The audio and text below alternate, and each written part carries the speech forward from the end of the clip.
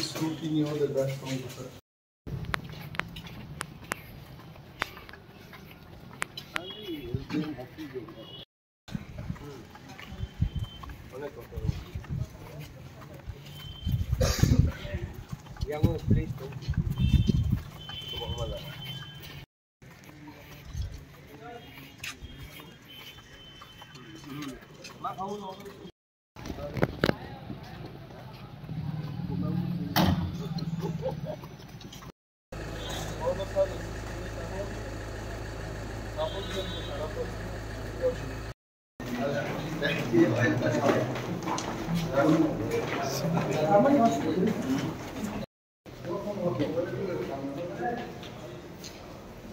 তিনি তো স্ক্রুটিনি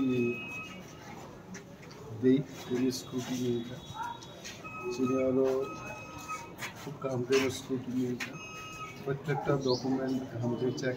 করে TIPRA Motha কোনো প্রবলেম করে একমাত্র একজন independent candidate Ratan Debbarma rejected sufficient document করে দিবেন ওরা আপাতত 6 জন ক্যান্ডিডেট নেই Khoroksa তো চিনি ডামি ক্যান্ডিডেট রিজেক্ট বিনবাগি সিদ্ধান্ত না হয় কিন্তু ডামি ক্যান্ডিডেটটা তো নাই না উঠবে না অবশ্যই সেটা ডিসিশন